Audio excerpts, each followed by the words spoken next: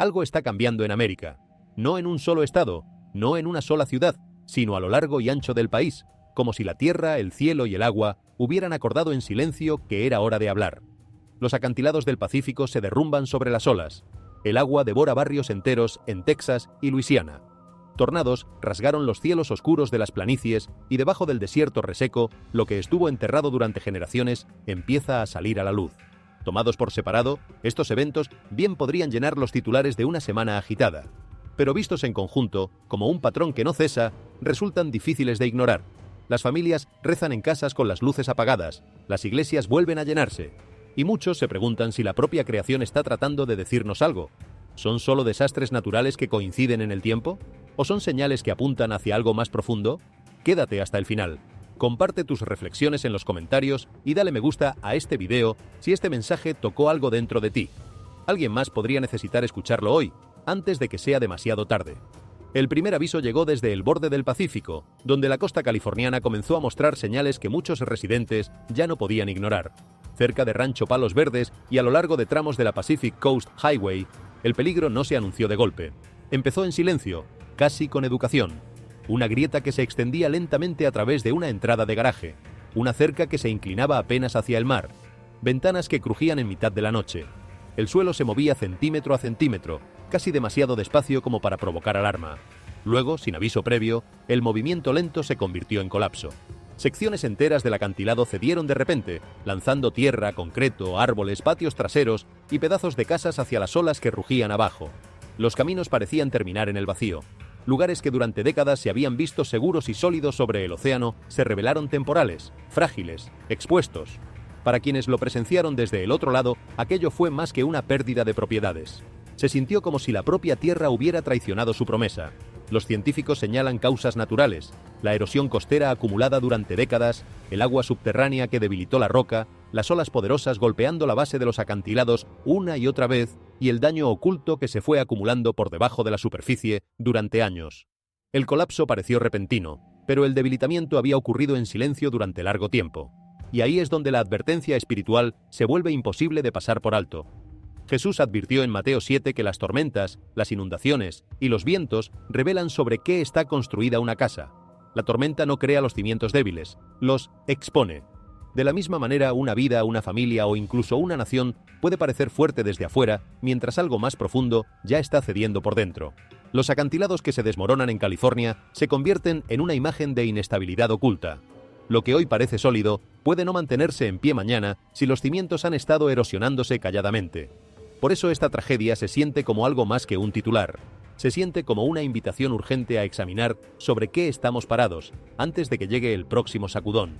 Cuando los acantilados de California comenzaron a caer sobre el Pacífico, la historia se desplazó hacia el este, donde Texas y Luisiana enfrentaban un tipo de miedo diferente. Esta vez el peligro no vino del suelo que cedía, sino del agua que subía más rápido de lo que muchas familias podían comprender.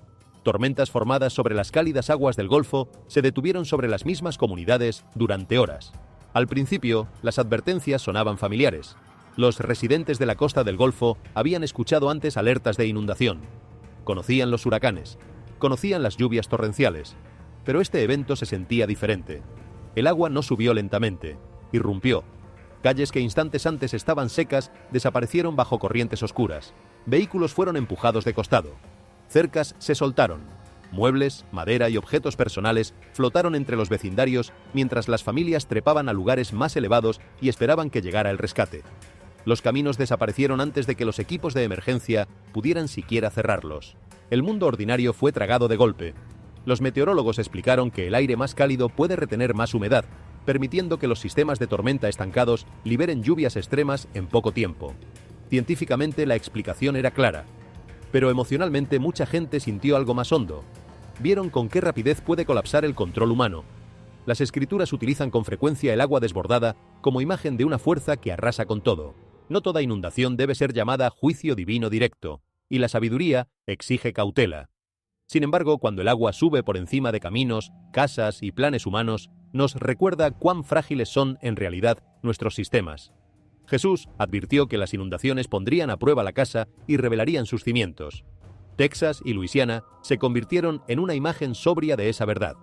La tecnología puede advertirnos, la infraestructura puede ayudarnos, Pero cuando las aguas suben, cada alma recuerda que la fuerza humana tiene límites y que solo Dios permanece inquebrantable. El miedo que producen los eventos extremos en la gente tiene un efecto secundario que pocas veces se menciona en los análisis. Revela lo que las personas realmente creen cuando las capas superficiales de la vida cotidiana son removidas de golpe. Cuando el agua sube más rápido de lo que los planes de evacuación preveían, cuando la noche antes de la inundación fue la última noche normal que esa familia tendrá en mucho tiempo, algo ocurre en el corazón que los días ordinarios no producen. Las prioridades se reorganizan sin esfuerzo. Lo que parecía urgente la semana anterior, de repente, no importa. Lo que había sido postergado indefinidamente, la conversación con el hijo, la reconciliación con el familiar, la oración que nunca llegó a hacerse, súbitamente se convierte en lo único que uno desea haber hecho cuando había tiempo. Los desastres no crean esa jerarquía de valores. La revelan. Le muestran a cada persona lo que ya sabía pero había decidido posponer. En ese sentido, cada tormenta, cada inundación, cada sacudón de tierra que lleva a la gente a las rodillas en oración es también una oportunidad, un momento en que el ruido de la normalidad se calla lo suficiente para que la voz más profunda pueda ser escuchada. El mensaje de los eventos de este tiempo no es únicamente advertencia sobre lo que se viene, es también una invitación a lo que todavía es posible mientras haya tiempo para responder. Luego llegaron los cielos sobre las planicies. En Oklahoma, Kansas y Nebraska, los residentes observaron cómo la atmósfera cambiaba de una manera que parecía casi antinatural. Las nubes se elevaron más, la luz del día se apagó.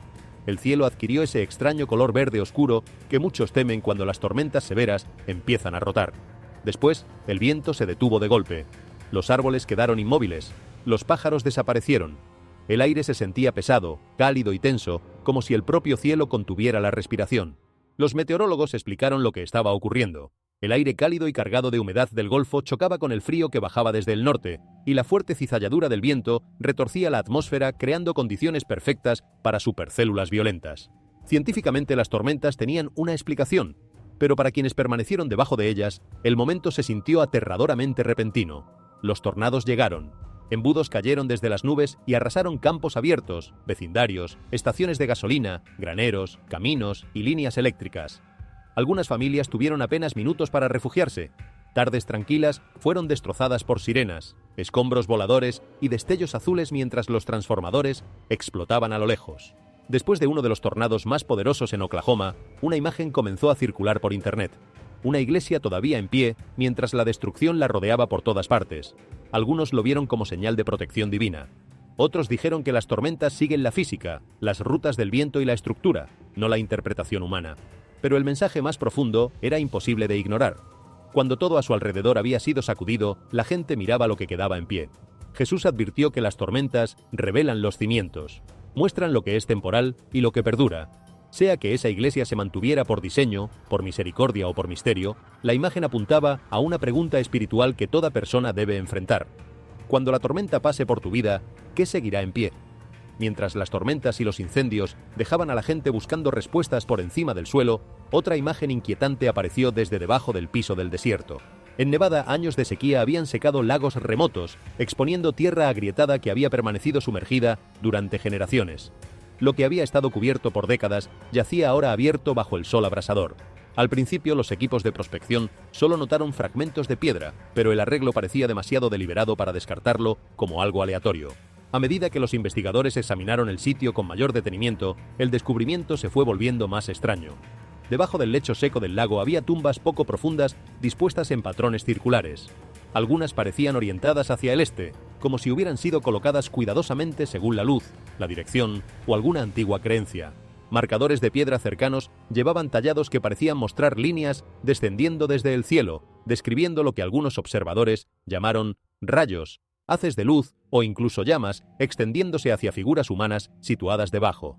Los arqueólogos probablemente pedirían precaución. Tales marcas podrían reflejar costumbres funerarias, calendarios celestes, rituales estacionales o arte simbólico de una cultura desértica antigua. No todo grabado extraño es una profecía, y no todo descubrimiento debe forzarse dentro del marco del miedo. Sin embargo, el momento lo convirtió en algo poderoso. Después de acantilados que colapsan, aguas que inundan, cielos violentos y comunidades sacudidas por el desastre, el lecho seco del lago pareció hablar a su propia manera silenciosa. Cuando el agua desapareció, lo que había sido enterrado quedó al descubierto. Esa es la advertencia espiritual. La sequía no solo seca la tierra, expone lo que el agua alguna vez ocultó. De la misma manera, cuando el confort desaparece de una nación, las cosas ocultas comienzan a salir a la superficie. Las escrituras a menudo muestran el desierto como un lugar de prueba y revelación. Y aquí, debajo de la tierra agrietada de Nevada, la pregunta se vuelve clara. ¿Qué ha enterrado América que Dios puede estar permitiendo ahora que salga a la luz? Después, las tormentas se extendieron por el medio oeste y hacia la costa este, trayendo consigo un tipo diferente de miedo. En Missouri, Illinois, Pensilvania y más allá, nubes espesas parpadearon durante horas con relámpagos atrapados en su interior, iluminando el cielo desde adentro como una advertencia detrás de un velo. Luego la electricidad falló, los semáforos se apagaron, las gasolineras se congelaron a mitad de servicio, los ascensores se detuvieron, los sistemas de emergencia se debilitaron, barrios enteros que momentos antes brillaban cayeron en silencio. En el horizonte los transformadores explotaron en súbitos destellos azules, iluminando brevemente las calles vacías antes de que la oscuridad volviera a asentarse. Las compañías eléctricas señalaron la infraestructura envejecida, los vientos violentos, las sobretensiones de los rayos, los sistemas sobrecargados y las fallas que se propagaron por la red como una reacción en cadena. La explicación era práctica, pero la imagen se sentía espiritual. Cuando la electricidad desaparece, el mundo moderno se vuelve repentinamente frágil. Los teléfonos mueren, el internet se desvanece, las tiendas cierran, las calles se vuelven silenciosas. La gente se da cuenta de cuánta de su confianza depende de sistemas que apenas nota hasta que fallan. Y en esa oscuridad, el mensaje más profundo se vuelve claro. La luz humana puede ser interrumpida, los sistemas humanos pueden quebrar. Pero Jesús dijo que Él es la luz del mundo, y esa es la única luz que la oscuridad no puede vencer. Después de las tormentas, las inundaciones, la tierra que colapsa y los apagones, la historia se aparta del ruido del desastre y entra a una pequeña iglesia en el sur de los Estados Unidos. No había sirenas en ese cuarto, sin agua que se precipitara, sin paredes que se sacudieran, solo creyentes reunidos en silencio, con la cabeza inclinada, pidiendo misericordia a Dios en una temporada que había dejado muchos corazones inquietos. Luego, según algunos testigos, la atención se dirigió hacia una imagen de Jesús cerca del frente del santuario. Algunos dijeron que parecía como si se estuvieran formando lágrimas. Otros describieron el momento con más cuidado, diciendo que el cuarto se volvió inusualmente tranquilo, como si el dolor y la oración hubieran llenado el aire juntos. Juan 11:35 dice: Jesús lloró. Esas dos palabras revelan que Cristo no está distante del sufrimiento humano. Él ve el miedo, la pérdida, la confusión y el dolor. No mira a las personas rotas con frialdad. Si esta imagen habla espiritualmente, no habla con rabia, habla con misericordia. Le recuerda a América que las advertencias de Dios no pretenden destruir la esperanza, sino llamar a los corazones de regreso antes de que los cimientos cedan. Cuando todos estos eventos se colocan uno junto al otro, el patrón se vuelve difícil de ignorar. Cada uno por separado podría descartarse como un fenómeno local, una anomalía estadística, un accidente de la geografía o del clima. Tomados en conjunto en el mismo lapso de tiempo, sobre el mismo territorio, con la misma tonalidad de urgencia que todos ellos comparten, forman algo que exige más que una explicación técnica. Exige una respuesta personal. Porque si estas cosas son señales, entonces la pregunta que cada señal hace no es solo qué está pasando en el mundo. La pregunta que cada señal hace es: ¿y tú, sobre qué estás parado? ¿Y tú, qué harás con el tiempo que todavía tienes? ¿Y tú, cuando llegue el próximo sacudón, qué encontrará en pie y qué encontrará derrumbado en tu vida? Esas no son preguntas abstractas para ser debatidas en foros de teología. Son las preguntas más concretas y urgentes que cualquier ser humano puede enfrentar en este momento de la historia. El suelo colapsa, las aguas suben, el cielo se vuelve violento. Tumbas antiguas aparecen debajo de un lecho de lago seco. Las redes eléctricas fallan. Las ciudades quedan en oscuridad. Y personas que alguna vez se sintieron seguras comienzan a regresar a la oración. Cada evento puede tener una explicación natural. Algunos informes pueden quedar sin confirmar. Algunos detalles pueden malinterpretarse. Pero juntos plantean una pregunta espiritual más profunda de la que América no puede escapar fácilmente. ¿Qué está siendo revelado? Jesús advirtió que vendrían las tormentas. En Mateo 7 habló de la lluvia que cae, de las inundaciones que suben y de los vientos que azotan dos casas. Una resistió porque estaba construida sobre la roca. La otra cayó porque estaba construida sobre arena. La tormenta no creó los cimientos, los expuso. California reveló la erosión oculta debajo de lo que parecía estable. Texas y Luisiana revelaron con qué rapidez el control humano puede desaparecer bajo el agua que sube. Los tornados mostraron lo repentinamente que puede cambiar la vida. Nevada nos recordó que lo que está enterrado no siempre permanece enterrado. Los apagones expusieron la debilidad de los sistemas de los que la gente depende cada día. La pregunta más profunda no es solo qué le está pasando a América. La pregunta más profunda es qué revelan estas tragedias sobre los cimientos espirituales de América. El mensaje no es perseguir el miedo ni creer en cada rumor, pero tampoco debemos ignorar el llamado a despertar. Jesús no advirtió a su pueblo para que entrara en pánico. Lo advirtió para que vigilara, orara, se arrepintiera y regresara a Dios antes de que los cimientos cedieran. Ezequiel 33:11 revela el corazón de Dios. Él no se complace en la destrucción, sino que desea que la gente se aparte de sus caminos y viva. Eso significa que una advertencia no es odio. Una advertencia es misericordia. Antes de que el colapso sea definitivo, Dios sigue llamando. Antes del juicio, todavía da tiempo. Antes de que una nación pierda completamente su camino, todavía invita a los corazones a volver a casa. América puede tener tecnología, riqueza, ciudades, autopistas, iglesias, redes eléctricas y todas las comodidades modernas imaginables, pero ninguna de ellas puede salvar a una nación cuya alma se está alejando de Dios. La electricidad puede iluminar las calles, pero no puede sanar el corazón.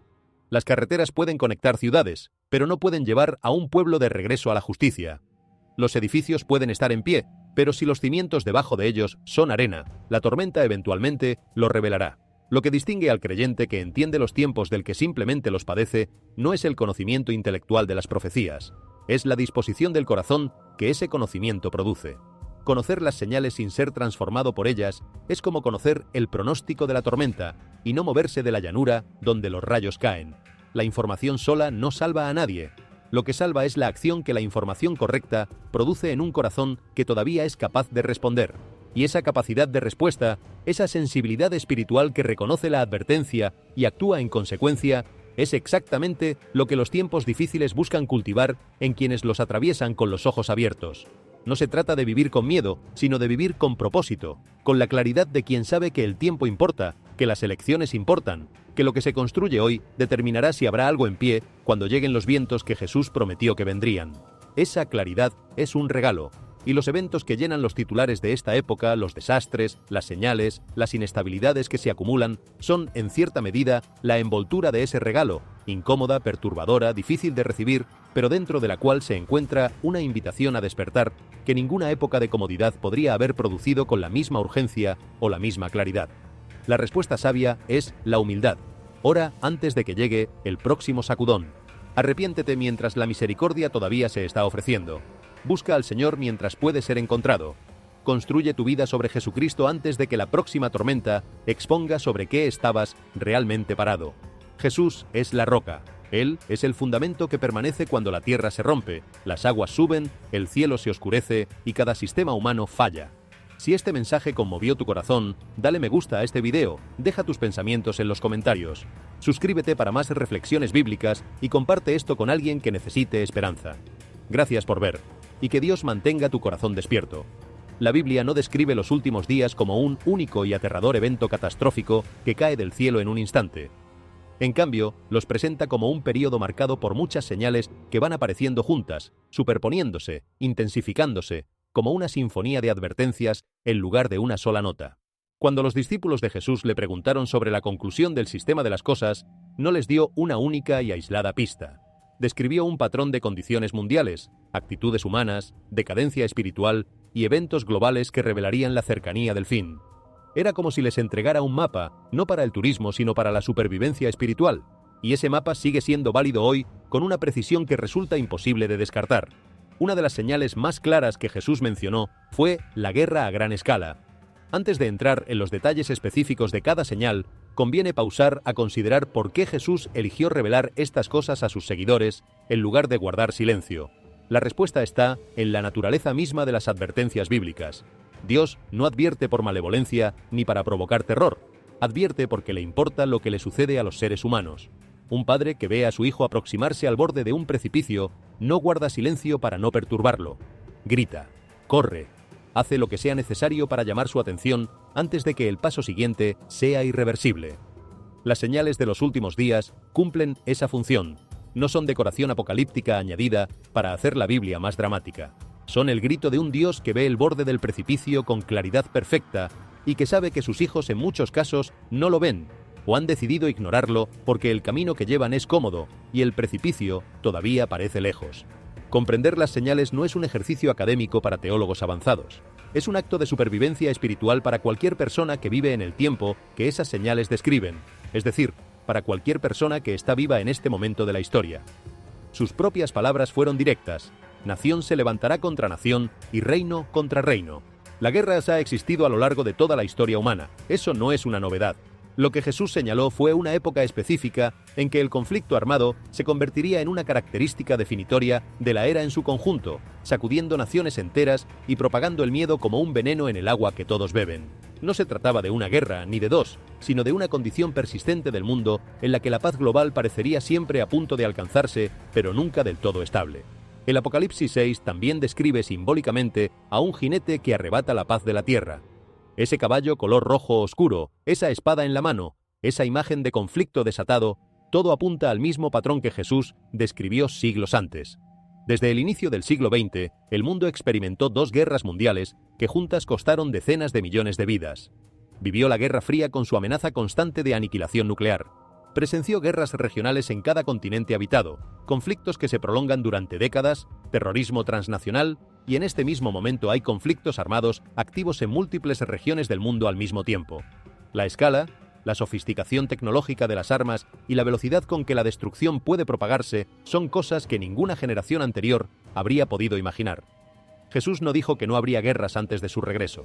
Dijo que sería el patrón del tiempo, y el patrón está exactamente donde él lo describió. ¿Qué significa vivir en tiempos de guerra permanente? No simplemente conocer las estadísticas de los conflictos armados, ni seguir las noticias de los frentes de batalla desde la comodidad del hogar. Significa vivir en una era donde la amenaza de la violencia organizada a escala masiva es una constante del horizonte, donde las negociaciones de paz se anuncian y se desmoronan con tanta regularidad que el cinismo se convierte en la respuesta más honesta de quienes llevan décadas esperando algo diferente. Significa que los niños que nacen hoy entrarán en un mundo que ha conocido la guerra de manera continua desde antes de que sus padres fueran adultos.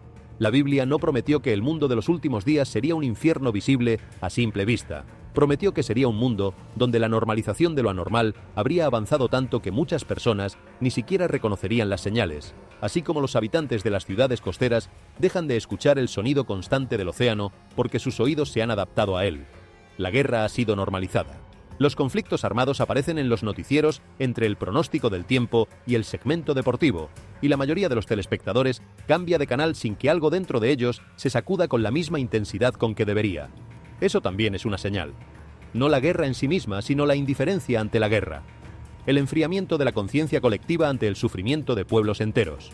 La capacidad de seguir comiendo, durmiendo, consumiendo entretenimiento y planificando vacaciones, mientras decenas de miles de personas, a miles de kilómetros, son desplazadas de sus hogares por la violencia.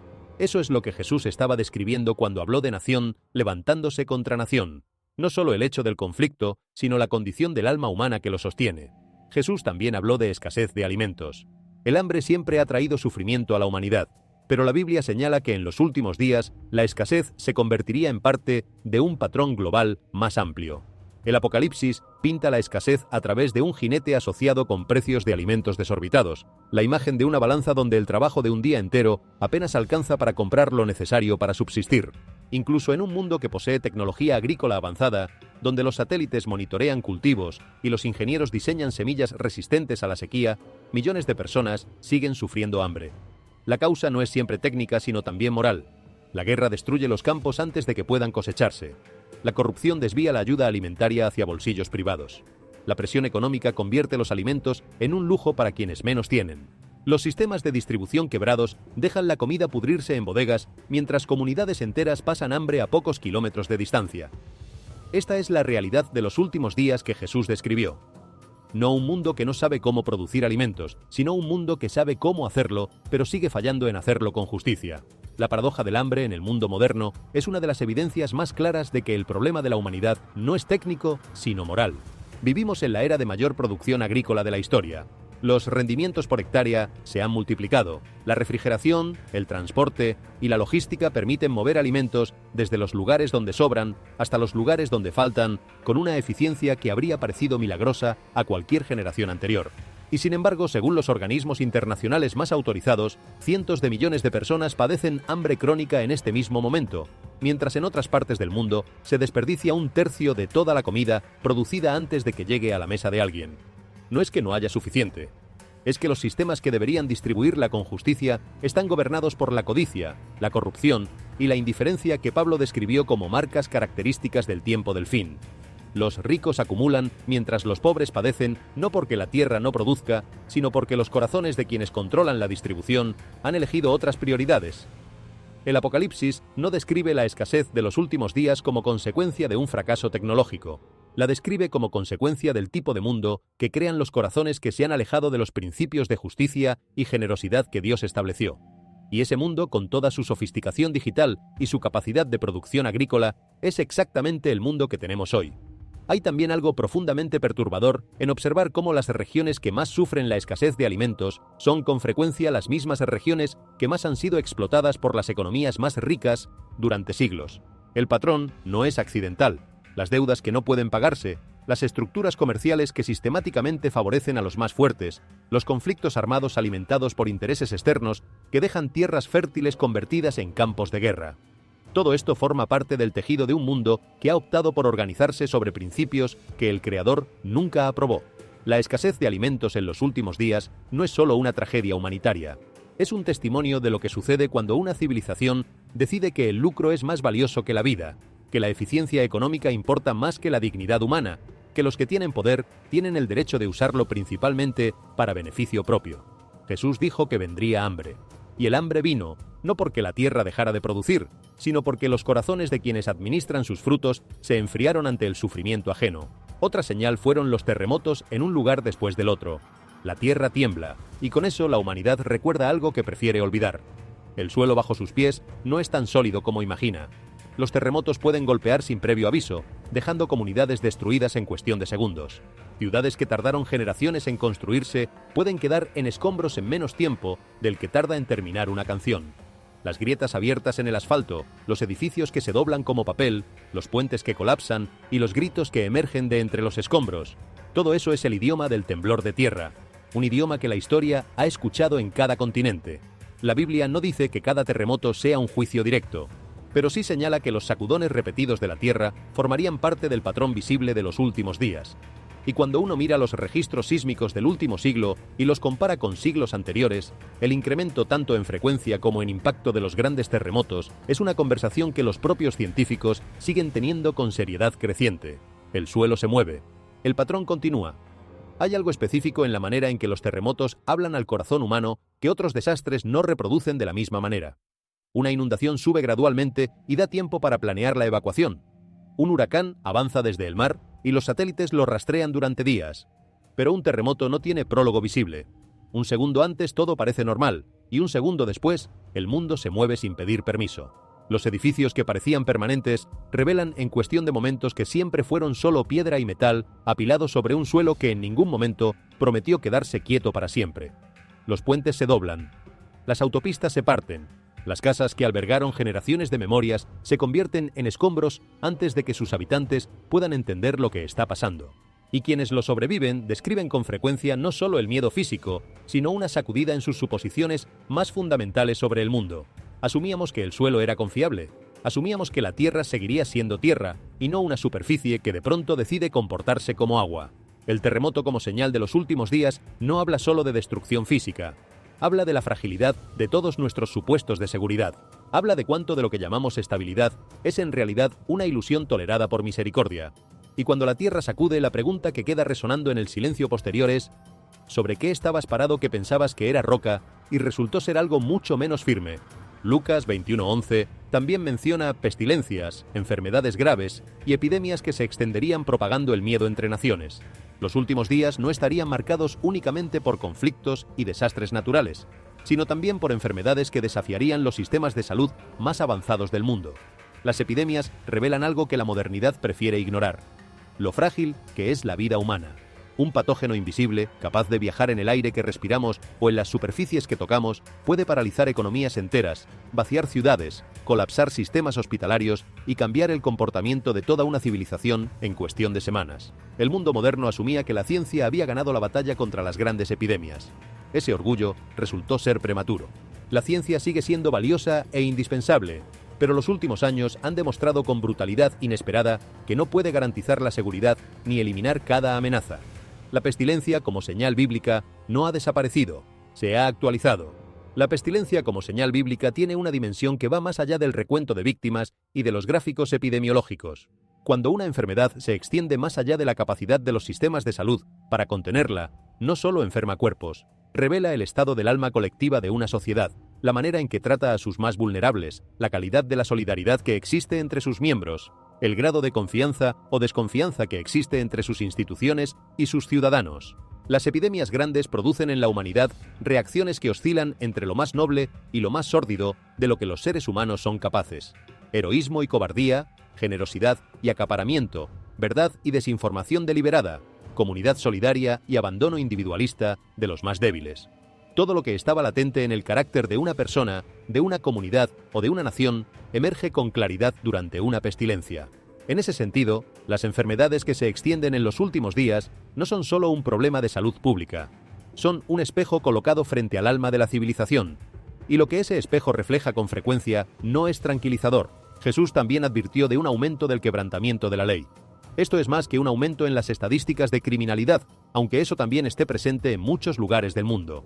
Lo que apunta es a una condición moral más profunda en la que las personas se vuelven menos contenidas, menos honestas, menos capaces de respetar lo que es correcto, no porque no sepan qué es lo correcto, sino porque han dejado de importarles. Cuando aumenta el quebrantamiento de la ley, la confianza se colapsa. Las familias, las comunidades y las naciones empiezan a sentirse inseguras, no solo por los delitos que ocurren en las calles, sino por la condición del corazón humano que alimenta esos delitos. Una sociedad puede sobrevivir a la pobreza, puede sobrevivir a una guerra, pero cuando el alma moral de un pueblo se erosiona desde adentro, cuando la mentira se normaliza, cuando la traición se vuelve estrategia y la crueldad se convierte en contenido de entretenimiento, entonces el tejido que mantiene todo unido empieza a rasgarse de maneras que ninguna ley, ninguna policía y ningún gobierno puede reparar solo. El quebrantamiento de la ley que Jesús describía no era solo el crimen de los barrios marginales. Era la decadencia que infiltra los palacios, los tribunales, las salas de redacción y los altares. El quebrantamiento de la ley tiene también una dimensión que a menudo se pasa por alto cuando se analiza únicamente desde la perspectiva de la seguridad pública. No es solo que las personas violen las leyes de sus naciones, es que se ha erosionado la creencia en que existe una ley moral que trasciende las leyes de los hombres, una ley que no fue escrita por ningún parlamento ni por ninguna Corte Suprema, sino grabada en la conciencia humana por el Creador mismo. Cuando esa creencia desaparece de la cultura, algo profundo cambia en la manera en que las personas razonan sobre sus propias acciones. Ya no preguntan, ¿es esto correcto? Preguntan, ¿puedo salirme con la mía? Ya no preguntan, ¿qué debo? Preguntan, ¿qué puedo reclamar como mis derechos? El lenguaje de los deberes y las obligaciones morales ha sido reemplazado casi universalmente por el lenguaje de los derechos y las preferencias personales. Y cuando todos tienen derechos pero nadie reconoce obligaciones hacia los demás, el resultado no es la libertad, sino el caos ordenado por el poder del más fuerte. Eso es exactamente lo que Jesús describió cuando habló del aumento del quebrantamiento de la ley en los últimos días. No simplemente más crímenes en la calle, sino la disolución progresiva del consenso moral que hace posible la convivencia. Y cuando ese consenso desaparece, no hay ninguna institución humana capaz de fabricarlo de la nada. Los tribunales pueden castigar los síntomas, pero no pueden curar la condición de la que emergen. La Biblia también habla de la humanidad arruinando la tierra, en Apocalipsis 11:18. Esto se manifiesta en la violencia, la codicia, la corrupción y el trato descuidado de la creación.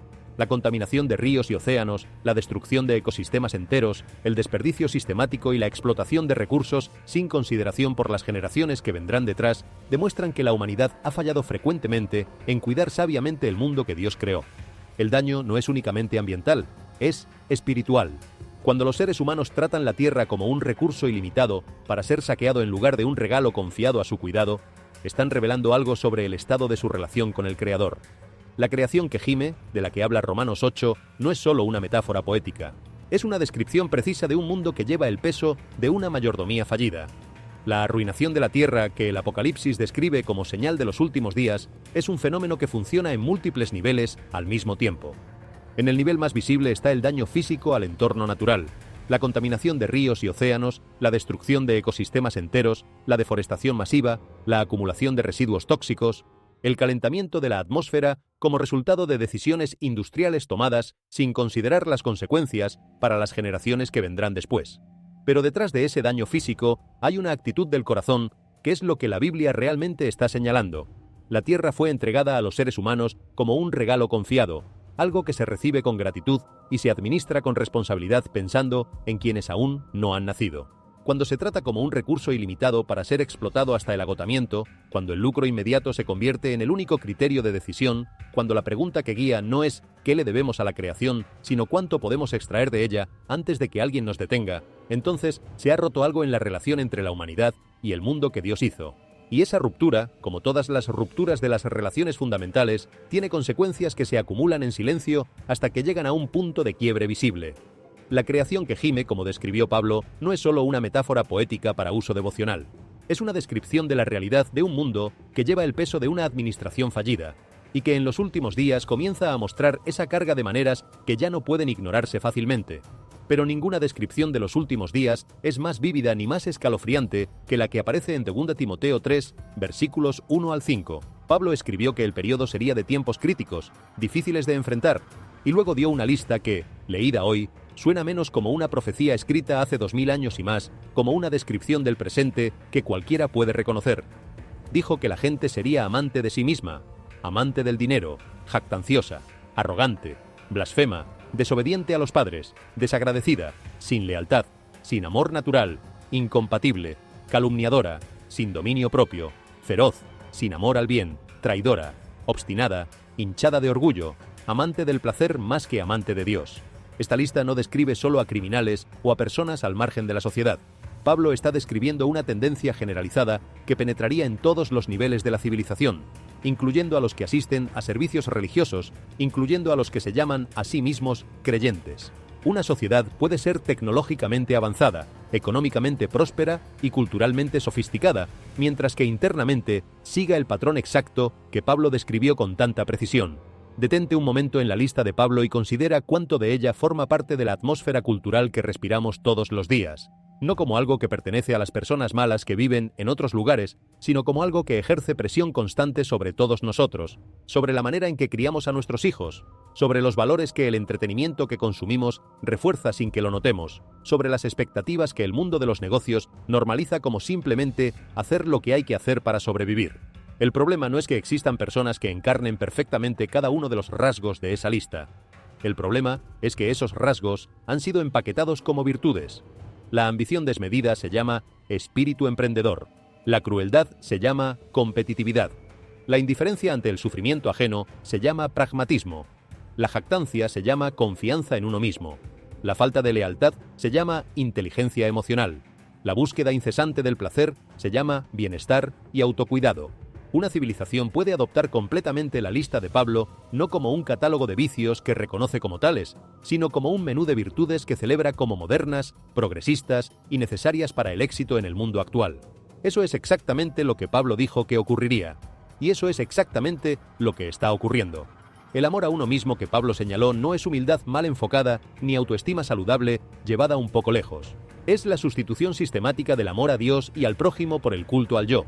Es la filosofía de que mi experiencia, mi comodidad, mi narrativa y mi satisfacción son el centro moral del universo. Las redes sociales han construido imperios enteros sobre esa premisa, y millones de personas las alimentan voluntariamente con imágenes cuidadosamente seleccionadas de sus vidas para ser admiradas por desconocidos. El amor al dinero no es simplemente querer tener más. Es la decisión, a menudo inconsciente, de que la riqueza material define el valor de una persona, que el éxito financiero es la medida real del éxito humano y que lo que no puede comprarse no merece demasiado esfuerzo. La jactancia no es confianza saludable. Es la necesidad desesperada de que el mundo te admire, aun a costa de la verdad y del carácter. La arrogancia no es fortaleza. Es fragilidad disfrazada con altivez, un corazón que no puede tolerar la idea de estar equivocado porque su identidad depende de tener siempre la razón. ¿Reconoces esta lista? No como algo que le pasa exclusivamente a otras personas, en otros países, en otras culturas, como algo que opera en nuestra propia cultura, en los valores que los medios de comunicación, la política, el entretenimiento y las redes sociales llevan todos los días a cada teléfono, a cada pantalla, a cada mente joven en formación. El teléfono que tienes en la mano fue diseñado con algoritmos que entienden perfectamente cómo explotar el amor a uno mismo, el amor al dinero, la necesidad de aprobación y el deseo de placer. no porque sus creadores sean monstruos, sino porque esas tendencias ya estaban en el corazón humano. Y la tecnología las encontró, las amplificó y construyó sobre ellas negocios de billones de dólares. Esa es la advertencia de Pablo. No estaba describiendo un futuro distópico de ciencia ficción. Estaba describiendo un futuro que se sentiría completamente normal, que se presentaría como progreso y libertad, que vestiría ropas modernas y hablaría el idioma de la época, mientras que por dentro reproduciría exactamente el patrón que el Espíritu de Dios dijo que reconociéramos como señal del tiempo del fin. Lo que hace que la lista de Pablo sea tan poderosa como señal profética no es que cada uno de esos rasgos sea nuevo en la historia humana. La vanidad, la codicia, la crueldad y la hipocresía han existido desde el principio. Lo que Pablo señalaba era la normalización generalizada y simultánea de todos esos rasgos juntos, sin el contrapeso de una conciencia moral fuerte que los reconociera como problemas y los resistiera con seriedad. En épocas anteriores, incluso las sociedades más corruptas tenían un sentido público de vergüenza que actuaba como freno. Las personas hacían cosas malas pero reconocían que eran malas, al menos en apariencia. Lo que Pablo describe en los últimos días es diferente. Una sociedad que ha perdido la capacidad de ruborizarse, que ha confundido la ausencia de estándares morales con la conquista de la libertad, que ha reemplazado la conciencia moral por la opinión pública y ha reemplazado la opinión pública por el índice de aprobación de las redes sociales en tiempo real. Cuando una generación crece sin vergüenza ante lo que debería avergonzar, sin humildad ante lo que debería humillar y sin temor ante lo que debería atemorizar, esa generación ya no puede leer las señales de advertencia que Dios pone en el camino. Los acantilados que colapsan no les hablan, las aguas que suben no les conmueven. Las señales en el cielo pasan sin dejar huella en corazones que se han vuelto impermeables a todo lo que no confirme el relato que ya han elegido creer sobre sí mismos. Uno de los síntomas más dolorosos que Pablo mencionó fue la ausencia de amor natural. Escribió que muchos serían desleales, sin afecto natural, sin amor genuino por sus propias familias. El lenguaje griego original apunta a algo específico: la erosión del amor instintivo que une a padres e hijos, hermanos y hermanas, cónyuge y cónyuge. No la ausencia total de afecto, sino su debilitamiento, su condicionalidad creciente, su dependencia de si el otro sigue satisfaciendo nuestras necesidades o no. Una sociedad puede sobrevivir muchos problemas externos, puede reconstruirse después de una guerra, puede recuperarse de una depresión económica. Pero cuando la familia se debilita desde adentro, el tejido que sostiene todo lo demás empieza a romperse de maneras que ninguna política pública puede reparar completamente. Los hogares están diseñados para ser lugares de amor, instrucción, respeto y protección, la unidad básica sobre la cual se construye cualquier comunidad estable. Cuando los niños crecen sin padres presentes, sin modelos de integridad, sin el calor del amor comprometido, el costo se extiende durante generaciones enteras. Y cuando los padres abandonan sus responsabilidades, cuando los hijos son educados principalmente por pantallas, en lugar de por personas que los aman, cuando el compromiso matrimonial es tratado como restricción opcional en lugar de vocación sagrada, el patrón que Pablo describió está en plena operación. Pablo dijo que los hijos serían desobedientes a los padres, y no lo dijo como si fuera un problema menor o una queja generacional pasajera. Lo dijo como señal del tiempo del fin, como indicador de que el orden moral que sostiene la vida familiar estaba siendo reemplazado por algo que solo se parece superficialmente a la civilización. La ruptura de la familia es uno de esos fenómenos que el mundo moderno analiza como problema sociológico, psicológico o económico, asignando causas y efectos dentro de marcos analíticos que en sí mismos ya excluyen la dimensión espiritual. Las estadísticas sobre divorcios, hogares monoparentales, abandono paterno y violencia doméstica se presentan en informes académicos y se debaten en comisiones parlamentarias. Pero Pablo no estaba describiendo un problema estadístico, estaba describiendo una señal espiritual. La familia no es simplemente una unidad sociológica conveniente que las sociedades adoptan porque funciona. Es una institución que Dios diseñó con propósito, como el espacio donde las personas aprenden a amar a quizá alguien diferente a ellas mismas, donde los hijos reciben su primera imagen de lo que significa la autoridad, la generosidad, el sacrificio y el perdón, donde se transmiten los valores de generación en generación, no a través de discursos formales, sino a través de la vida compartida en los momentos ordinarios del hogar. Cuando esa institución se debilita, no es solo la familia la que pierde, es toda la cadena de valores que la familia transmite, es la capacidad de la sociedad de producir adultos capaces de comprometerse, de soportar la dificultad por amor a algo mayor que su propia comodidad, de perdonar cuando sería más fácil abandonar, de permanecer cuando todo grita que lo inteligente es irse. Una sociedad que no produce ese tipo de personas no puede sostenerse a sí misma por mucho tiempo, sin importar cuánta tecnología, cuánta riqueza material o cuánta sofisticación cultural haya acumulado. Jesús también dijo que el amor de la mayoría se enfriaría. Esta es quizás la señal más silenciosa y más devastadora de todas. No significa que todo amor desaparezca de la tierra. Significa que el amor hacia Dios, hacia la verdad y hacia los demás se irá apagando gradualmente en muchos corazones, como una brasa que no encuentra más combustible. La gente puede seguir asistiendo a los actos religiosos correctos, usando el lenguaje de la fe, publicando versículos bíblicos en las redes sociales y al mismo tiempo vivir con una indiferencia práctica hacia Dios y hacia el prójimo que contradice completamente esas palabras. El amor frío no se parece al odio declarado. El amor frío se parece a la comodidad administrada, al desinterés elegante, a la priorización constante de lo urgente sobre lo eterno. Se parece a la incapacidad de que algo fuera de uno mismo logre movernos de verdad, de que el sufrimiento ajeno nos cueste algo genuino, de que la palabra de Dios nos exija una transformación real en lugar de un ajuste cosmético de nuestros hábitos. Un corazón frío puede tener mucho conocimiento bíblico, muchos años de asistencia dominical, muchos diplomas de educación cristiana, y aún así ser exactamente el tipo de corazón que Jesús estaba describiendo cuando dijo que el amor de la mayoría se enfriaría. El amor que se enfría no hace grandes declaraciones de abandono. No escribe un manifiesto explicando por qué ya no cree. No convoca una conferencia de prensa para anunciar su salida. Simplemente deja de presentarse. Comienza a llegar tarde a lo que antes era prioritario. Comienza a encontrar razones plausibles para no hacer lo que antes hacía con alegría. Comienza a poner condiciones donde antes había disponibilidad incondicional. Un corazón que se enfría hacia Dios no necesariamente se convierte en ateo. Con mucha más frecuencia se convierte en alguien que mantiene todos los marcadores externos de la fe, mientras que internamente ha decidido que sus propias necesidades, deseos y comodidades son más importantes que cualquier llamado que provenga de afuera de sí mismo. Y como ese proceso es gradual, silencioso y perfectamente disfrazable con el lenguaje correcto, la persona que lo experimenta puede pasar años sin reconocerlo como lo que es. El enfriamiento es la señal más peligrosa precisamente porque es la más difícil de ver desde adentro. Un corazón en llamas sabe que está ardiendo. Un corazón que se ha enfriado gradualmente puede haber olvidado lo que se sentía arder, y por eso puede ya no extrañarlo. Eso es lo que Jesús advirtió. No la apostasía dramática, sino la tibieza creciente, el alejamiento gradual de la fuente de calor, la sustitución imperceptible de la devoción viva por los hábitos religiosos vacíos de la misma devoción que les dio origen. La hipocresía religiosa es otra marca de los últimos días. Pablo dijo que algunos tendrían una forma de devoción piadosa, pero demostrarían ser falsos a su poder.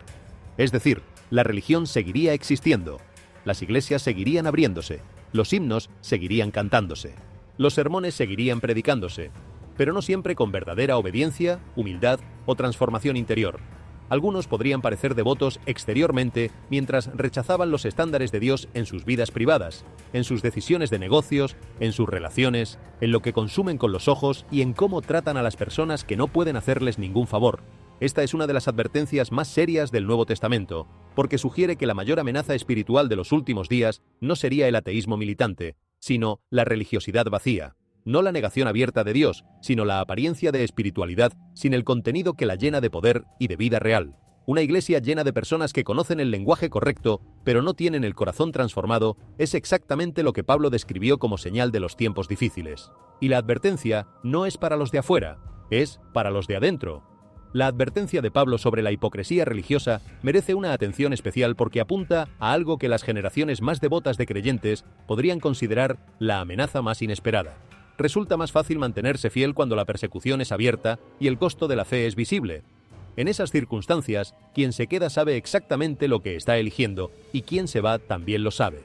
Pero cuando la amenaza viene disfrazada de religiosidad, cuando el peligro no es el lobo que ataca desde afuera, sino el virus que se reproduce dentro del organismo usando el propio lenguaje del sistema inmune para camuflarse, la situación es mucho más difícil de manejar. Pablo dijo que esas personas tendían una forma de devoción piadosa, no una imitación burda y obvia, una forma, una apariencia suficientemente convincente para que resultara difícil distinguirla del artículo original sin un examen muy cercano. Asistían a los mismos lugares, usaban el mismo vocabulario, conocían los textos correctos y sabían citarlos en el momento apropiado. Pero algo esencial faltaba, la transformación interior que la devoción genuina produce inevitablemente en quien la vive de verdad. La raíz de esa hipocresía, según Pablo, era que esas personas amaban el placer más que a Dios. Y ahí está la clave. No es que negaran a Dios abiertamente, es que en el orden real de sus prioridades, su comodidad, sus preferencias y su placer, ocupaban el lugar que Dios debería ocupar, y todo lo demás, incluyendo la apariencia religiosa, se acomodaba alrededor de ese centro real. Eso es un corazón que no ha sido transformado. Es un corazón que ha aprendido a usar el lenguaje de la transformación sin haber experimentado la cosa misma.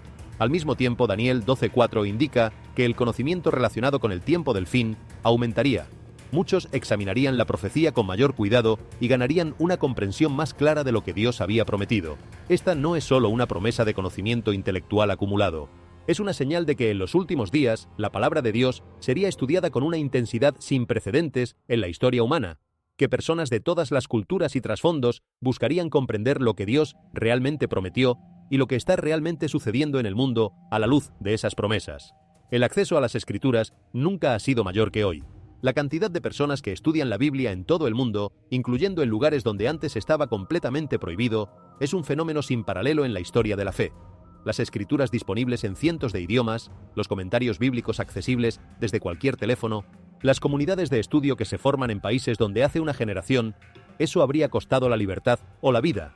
Todo eso también es parte del patrón que Daniel describió siglos antes de que cualquiera de nosotros naciera. Jesús también predijo una predicación mundial. Dijo que las buenas noticias del reino serían predicadas en toda la tierra habitada antes de que llegara el fin.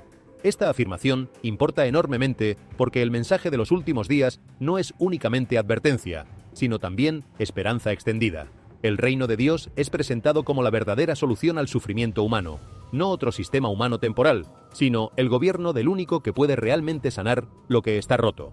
Y ese mensaje está siendo llevado hoy a cada nación, a cada idioma, a comunidades remotas en las selvas amazónicas y en los desiertos africanos, a grandes metrópolis donde millones viven sin dirección, de formas que ninguna generación anterior habría podido imaginar. La predicación global no es el anuncio del fin. Es la misericordia de Dios asegurándose de que nadie pueda decir que no tuvo la oportunidad de escuchar. La predicación global que Jesús predijo no es solo un triunfo organizativo de las instituciones religiosas. Es una señal en sí misma, tan significativa como los terremotos y las guerras, aunque de naturaleza diferente. Significa que el Dios que advierte también extiende misericordia antes de que lleguen las consecuencias. El patrón bíblico es consistente a lo largo de toda la historia sagrada. Antes de cada momento de juicio significativo, siempre hubo una advertencia, siempre hubo un llamado, siempre hubo tiempo para que quienes quisieran responder lo hicieran. Noé construyó el arca durante décadas mientras sus contemporáneos lo ignoraban y se burlaban de él. Los profetas de Israel predicaron durante generaciones antes de que llegara el exilio. Y ahora, en los últimos días, el mensaje del reino de Dios está siendo llevado a cada rincón de la tierra habitada con una velocidad y un alcance que ninguna era anterior habría podido imaginar. Internet, la radio, la televisión por satélite, los teléfonos celulares en regiones remotas, todas estas tecnologías que el mundo desarrolló para sus propios propósitos han sido usadas también para llevar el mensaje de Dios a lugares donde los misioneros con sus pies no podían llegar. Eso también es parte del patrón, eso también es señal. Y el mensaje que lleva no es solo de advertencia, sino de esperanza concreta, que hay un reino que no caerá, un gobernante que no fallará, una paz que el mundo no puede dar ni quitarle a quienes la han recibido de la única fuente que la tiene para dar. Sin embargo, Jesús advirtió que muchas personas ignorarían las señales de todas formas. Las comparó con los días de Noé, cuando la gente continuaba su vida ordinaria sin prestar atención a la advertencia que tenían delante. Comían, bebían, se casaban, hacían transacciones comerciales, discutían sobre política y arte y religión, y el diluvio llegó sin que lo esperaran porque habían decidido que la advertencia era exagerada, alarmista o simplemente inconveniente para el estilo de vida que habían construido. Pedro añadió que en los últimos días vendrían burladores, personas que descartarían la evidencia y ridiculizarían la promesa de la acción de Dios en la historia con la misma comodidad intelectual con la que se descarta cualquier idea que interrumpa la vida que se ha elegido vivir. Preguntarían con sarcasmo, ¿dónde está la promesa de su venida? Y esa actitud de escepticismo cómodo, esa resistencia activa a tomarse en serio las advertencias de las Escrituras, es en sí misma una de las señales de los últimos días que la Biblia predijo con décadas de anticipación. La comparación que Jesús hizo con los días de Noé merece detenerse un momento porque es más específica de lo que parece a primera vista. No dijo que los últimos días serían como los días de Noé porque habría mucha maldad. Dijo que serían como esos días porque la gente estaría comiendo, bebiendo y casándose. Es decir, ocupada en actividades completamente normales y legítimas, hasta el mismo día en que entró Noé al arca. El juicio no llegó a una sociedad que era visiblemente malvada en todos sus actos externos. Llegó a una sociedad que seguía su vida con normalidad aparente mientras ignoraba deliberadamente la advertencia que Dios había hecho pública durante décadas. Eso es lo que Jesús señaló como la marca de los últimos días. No la maldad espectacular, sino la indiferencia ordinaria. La gente que estaba demasiado ocupada con su vida normal para tomarse en serio algo que no encajaba cómodamente en sus planes. La gente que había decidido, sin necesidad de argumentos elaborados, que la advertencia de Noé era exagerada, improbable o simplemente no aplicable a ellos. Y cuando llegó el diluvio, no hubo tiempo para reconsiderar. La ventana de la misericordia se había cerrado en silencio mientras nadie estaba prestando atención. Esa es la advertencia que Jesús dejó para los que viven en los últimos días. No la llamada a entrar en pánico, sino la llamada a prestar atención, a no dejar que la normalidad aparente de la vida cotidiana adormezca la vigilancia espiritual que los tiempos exigen. El punto central es que los últimos días se identifican por todas estas señales apareciendo juntas, no de forma aislada, sino como un patrón entretejido. Guerra, hambre, terremotos, enfermedades, quebrantamiento de la ley, decadencia moral profunda, ruptura de la familia, enfriamiento del amor espiritual, hipocresía religiosa generalizada, daño ambiental, mayor comprensión profética, predicación global sin precedentes y apatía generalizada ante todas esas señales juntas. Todo eso forma un patrón combinado que, visto en conjunto, resulta imposible de explicar como coincidencia histórica. Muchos estudiantes bíblicos creen que estas condiciones demuestran que estamos viviendo en los últimos días, que el momento que Jesús, Pablo, Daniel y los profetas de Israel describieron ha llegado, y que las generaciones que hoy caminan la tierra son testigos del cumplimiento de lo que fue prometido hace siglos. Desde 1914, cuando comenzó la Primera Guerra Mundial y el mundo conoció por primera vez la escala de destrucción que la tecnología moderna hacía posible, las condiciones mundiales han cambiado de maneras que ninguna era anterior habría podido anticipar. Algunos conectan ese año con la cronología bíblica y el inicio del reinado del reino de Dios en el cielo. El Apocalipsis 12 describe a Satanás siendo arrojado hacia la tierra, trayendo un aumento de problemas para la humanidad, lo que ayuda a explicar por qué esta era se siente tan inestable, tan saturada de conflicto, tan resistente a cualquier paz duradera. Aún así, el mensaje de la Biblia no pretende crear pánico. Jesús dijo que el que persevere hasta el fin será salvo. La respuesta correcta no es el miedo, sino la fidelidad. Los que confían en Dios pueden observar los eventos mundiales con mente sobria y corazón esperanzador, sin la angustia que paraliza a quienes no tienen ancla. Los últimos días nos recuerdan que los sistemas humanos son temporales, pero las promesas de Dios son seguras. El mundo puede volverse más oscuro, pero Cristo llama a su pueblo a permanecer despierto, a soportar con paciencia, a amar profundamente y a mantenerse fiel hasta el fin, no por sus propias fuerzas, sino sostenidos por el que prometió que nunca los dejaría ni los abandonaría. Aún así, el mensaje de la Biblia sobre los últimos días no pretende crear pánico. La diferencia entre el miedo paralizante y la vigilancia saludable es crucial, y Jesús la estableció con claridad en sus propias palabras. El miedo paralizante se fija en los eventos y no puede mirar más allá de ellos. La vigilancia saludable ve los eventos como señales que apuntan hacia algo, como el dedo del guía que no es el destino en sí mismo, sino la dirección en que debe mirarse.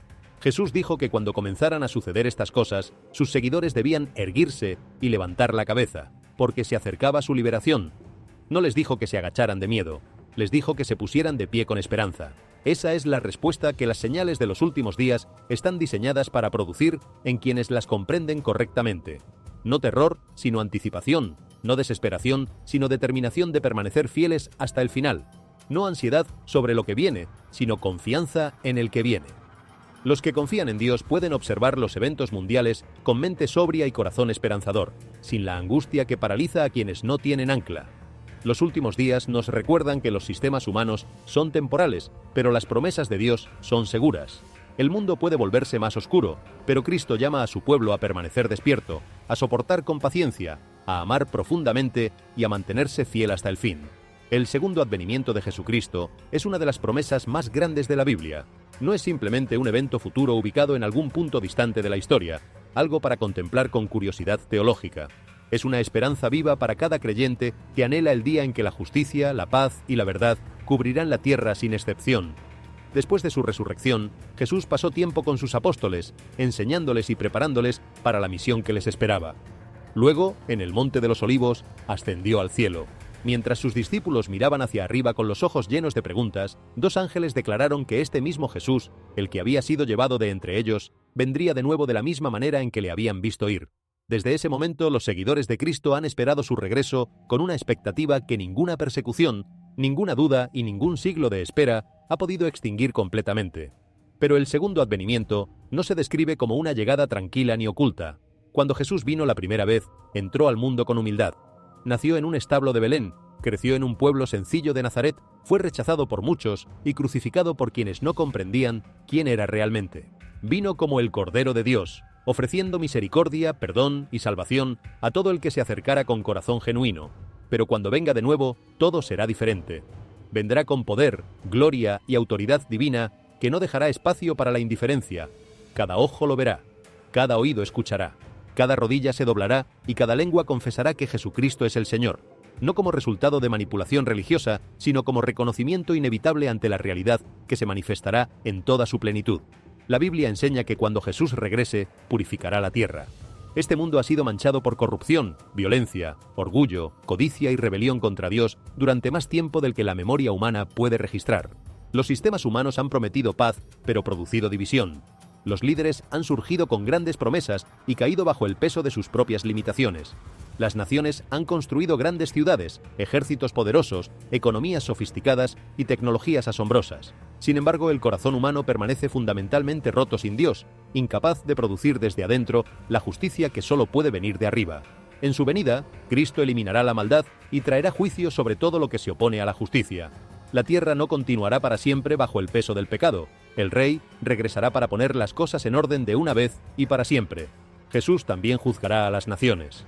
Este juicio no estará basado en la opinión humana, la popularidad, la riqueza o el poder político. Será un juicio justo del que ve cada corazón, cada motivación oculta, cada acto realizado en la oscuridad y cada oportunidad de hacer el bien que fue ignorada por conveniencia. Mateo 25 describe al Hijo del Hombre viniendo en gloria y separando a las personas como un pastor separa las ovejas de las cabras. La separación no será arbitraria. Será el resultado de toda una vida de elecciones, de respuestas a la verdad, de amor o indiferencia hacia los que estaban en necesidad. Esto nos recuerda que la vida no carece de significado. Nuestras elecciones importan, nuestra fe importa, nuestra obediencia importa. La manera en que tratamos a otros, la manera en que respondemos a la verdad y la manera en que seguimos a Cristo, todo eso importa ante Dios con una seriedad que la cultura moderna prefiere ignorar. El segundo advenimiento también iniciará el milenio, un reinado de 1000 años de Jesucristo sobre la tierra que representará una era diferente a todo lo que el mundo haya conocido. El reinado de la maldad será sometido, y el gobierno de Cristo traerá una paz genuina que ningún tratado internacional ha podido producir porque el origen del problema nunca fue político ni económico, sino espiritual. Ningún reino terrenal puede producir este tipo de paz porque el poder humano no puede sanar la raíz del pecado. Solo Jesús, el príncipe de paz, puede gobernar con perfecta justicia, misericordia y santidad. El milenio que Cristo inaugurará no es simplemente un período de paz política administrada desde arriba. Es la restauración de lo que fue roto desde el principio, la reconciliación entre el Creador y su creación, entre el gobernante justo y el pueblo que finalmente vive bajo un gobierno que no falla porque quien lo ejerce no puede corromperse, no puede equivocarse por ambición ni por ignorancia, no puede traicionar a quienes confió en él. El anhelo de justicia que vive en cada corazón humano, ese deseo profundo de que los que hacen el bien sean recompensados y los que dañan a otros reciban consecuencias reales, ese anhelo no es ingenuo. Apunta hacia algo que el reino de Cristo cumplirá de maneras que ningún sistema político humano jamás ha podido ni podrá cumplir. La esperanza del segundo advenimiento no es escapismo. Es la expectativa legítima de quienes conocen al que prometió volver y confían en que sus promesas no expiran. Para los creyentes, el segundo advenimiento no pretende ser un mensaje de terror, sino de preparación. El propio Jesús advirtió que nadie conoce el día ni la hora exactos de su regreso. Ni siquiera los ángeles lo saben. Solo el Padre lo sabe. Por eso su mandato no es adivinar el día, sino vigilar y estar preparado. Y la preparación no es pánico, sino fidelidad. Estar preparado para el regreso de Cristo significa vivir cada día con el corazón vuelto hacia Dios, aceptar el Evangelio, obedecer sus enseñanzas, arrepentirse del pecado, caminar en humildad y buscar la guía del Espíritu Santo. Las señales de los tiempos deben despertarnos, no paralizarnos. Y el que tiene oídos para oír, que oiga. 700 incendios separados estallaron en todo el estado en cuestión de días. Los testigos describieron ceniza cayendo del cielo como nieve, mientras el aire se volvía difícil de respirar. Algunas familias permanecieron afuera con mangueras en la mano, observando cómo las llamas se acercaban a hogares que habían pasado décadas construyendo. Otros huyeron por carreteras cubiertas de humo, sin saber si alguna vez regresarían. Lo que asusta a muchas personas no es solo la destrucción, sino la rapidez con que todo cambia. Lugares que antes se consideraban seguros, ahora se sienten vulnerables. Bosques que estuvieron verdes durante generaciones se convierten de repente en paredes de fuego. Joel 2:3 advierte que delante del fuego devora y detrás de él quema la llama. Para algunos creyentes, estos desastres crecientes se sienten como algo más que inestabilidad ambiental. Se sienten como advertencias, recordatorios de cuán frágil puede volverse la vida cuando una nación comienza a alejarse de Dios.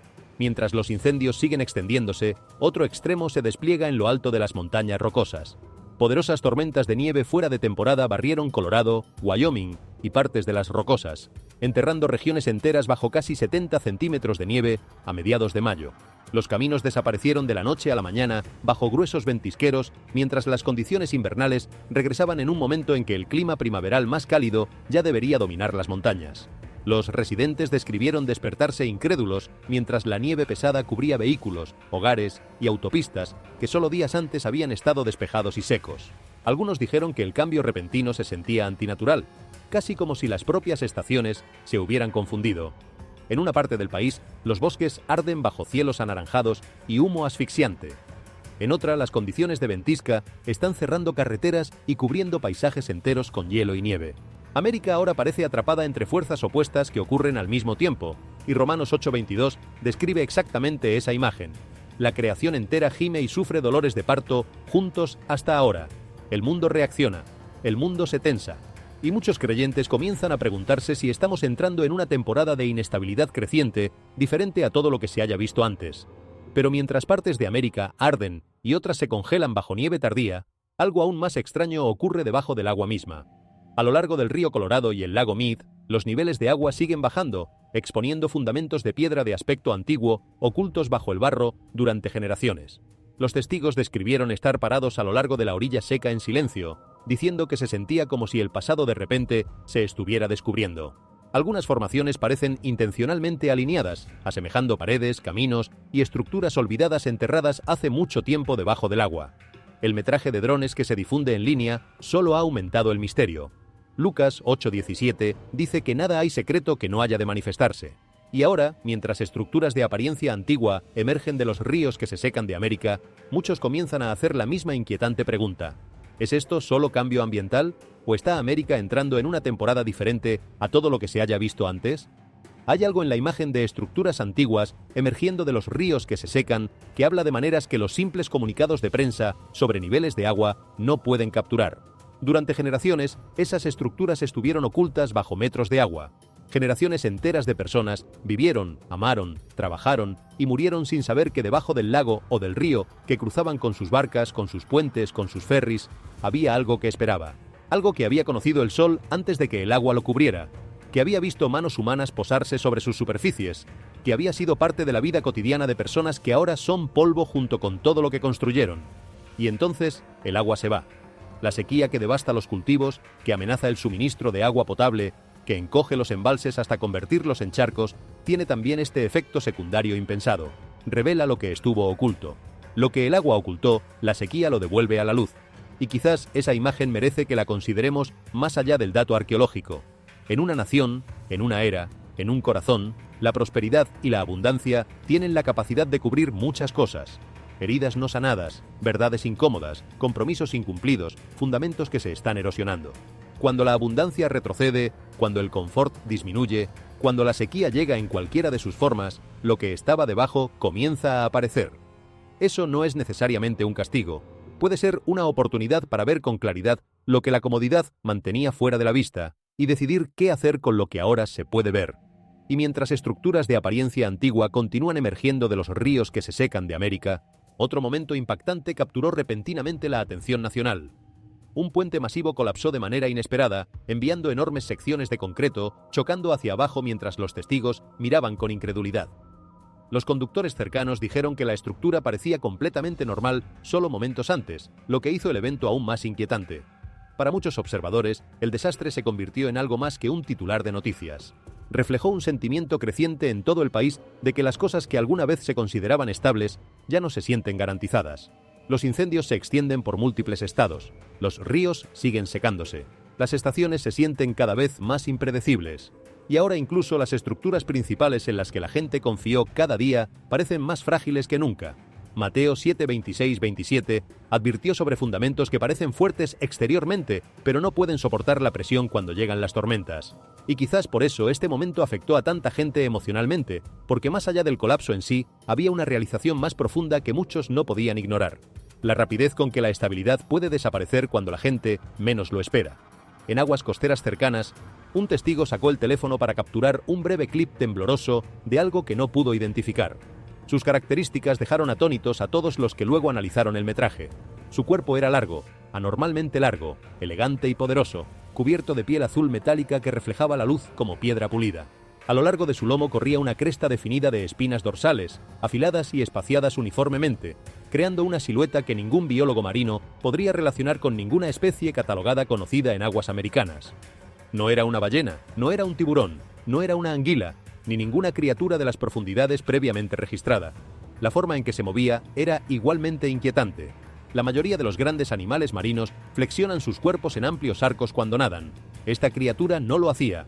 Avanzaba hacia adelante con control rígido, girando solo cuando necesitaba hacerlo, como si supiera exactamente a dónde iba. Esta noche, algo inusual se está desarrollando en todo Estados Unidos. En California, las lluvias implacables han convertido las calles en ríos, arrastrando vehículos e inundando hogares en minutos. A medida que el agua retrocede, las laderas colapsan sin advertencia, enterrando caminos y exponiendo infraestructura frágil que nadie sabía que estaba en riesgo. Muy al norte, Alaska permanece atrapada bajo nevadas récord que se niegan a detenerse, aplastando techos y cortando comunidades enteras de la red de servicios. En varias regiones simultáneamente, los animales están abandonando hábitats familiares, moviéndose temprana y erráticamente, como si sintieran el peligro antes de que llegue. Lo que inquieta a millones no es un solo desastre, sino cuán estrechamente estos eventos se están desarrollando juntos, encadenándose uno tras otro sin pausa. Cuando los patrones se alinean tan rápido, ¿son simplemente aleatorios o constituyen una advertencia? Lo que sucedió en la costa oeste no se sintió como una tormenta normal. En California, la lluvia intensa llegó de repente y con una fuerza inusual, tomando a muchas personas completamente desprevenidas. Los sistemas de drenaje diseñados para condiciones más predecibles fallaron casi de inmediato. En minutos, las calles se convirtieron en ríos de movimiento rápido, los autos fueron arrastrados y los hogares se llenaron de agua antes de que las familias tuvieran tiempo de reaccionar. Lo que hizo esta inundación especialmente inquietante fue cuán generalizada fue. El norte, el centro y el sur de California fueron afectados al mismo tiempo, como si la protección hubiera fallado en todas partes a la vez. Las casas construidas fuera de las zonas de inundación certificadas fueron igualmente abrumadas. Las escuelas, tiendas y calles residenciales quedaron sumergidas bajo agua que no debería haber llegado hasta ahí. El miedo no vino solo del daño visible, sino de la realización de que los límites y las garantías de seguridad de larga data ya no funcionaban de la manera en que todos habían dado por sentado. En el transcurso de pocas semanas, eventos extraños comenzaron a aparecer en toda América, pequeños al principio, luego estallando con una fuerza que parecía sacudir al país entero. Una supertormenta de Acción de Gracias dejó a millones varados en autopistas cuando deberían haber estado sentados a la mesa familiar. Una forma serpentina se deslizó silenciosamente a través del lago Champlain, capturada por testigos que no encontraban palabras para describirla. Las nubes se retorcieron dando formas que algunos describieron como manos y cruces suspendidas sobre el horizonte. Y en Arizona, una cámara funeraria reveló una tableta de piedra grabada con un mensaje sobre un rey que regresa. Estos no son eventos aleatorios desconectados entre sí. Están ocurriendo juntos con mayor frecuencia, dejando a los expertos sin respuestas satisfactorias y a millones de personas preguntándose si son las señales de los dolores de parto de los que Jesús habló, resonando ahora a través de tormentas, agua, cielo y rocas antiguas. La tormenta de Acción de Gracias no comenzó como una amenaza. Al principio parecía un sistema débil que se desplazaba desde el Pacífico, nada inusual, nada alarmante. Pero a medida que avanzaba tierra adentro, todo cambió. La tormenta no se debilitó como los patrones normales dictan. En cambio, se intensificó, cambiando de forma una y otra vez, como si algo la estuviera empujando hacia adelante con propósito. California vio el primer impacto. Lluvias intensas que barrieron el estado inundando carreteras y desencadenando deslizamientos de tierra. Pero en pocas horas, la lluvia se espesó en nieve, algo raro para esa región, y los viajes se volvieron peligrosos muy rápidamente. cuando el sistema cruzó hacia los estados centrales, la temperatura bajó tan rápido que los caminos se convirtieron en hielo en minutos. Los autos patinaron, los camiones de 18 ruedas quedaron fuera de control, atravesados en las autopistas, y las familias que viajaban para celebrar el Día de Acción de Gracias, de repente se encontraron varadas en carreteras cubiertas de hielo sólido, sin poder avanzar ni retroceder. Luego la tormenta se transformó de nuevo. Pequeños espirales similares a tornados, microtornados, comenzaron a formarse dentro de la ventisca. Aparecieron sin advertencia alguna, cortando a través de vecindarios ya enterrados en nieve. Incluso los meteorólogos admitieron que nunca habían visto una tormenta de invierno comportarse de esta manera. Los modelos de radar dejaron de coincidir con la realidad. La tormenta se curvó en direcciones que no debería haber tomado. Se fortaleció donde debería haberse debilitado. Un pronosticador dijo que se movía como si tuviera voluntad propia. Para cuando el sistema llegó al medio oeste y la costa noreste, el país estaba abrumado, con más de 80 millones de personas afectadas simultáneamente. Su escala era inmensa, su color rojo oscuro profundo, y su forma dull y ramificada casi columnar persistió en la imaginación mucho después de que se desvaneció en el cielo tejano. Apareció durante un tiempo ya lleno de tensión e inestabilidad, y ese momento por sí solo hizo que la gente se detuviera, no porque la ciencia fallara al explicarlo, sino porque el significado a menudo depende del contexto en que ocurre algo. Joel 2:30 habla de sangre y fuego y columnas de humo apareciendo antes de un momento decisivo en la historia. El lenguaje es antiguo, poético y simbólico.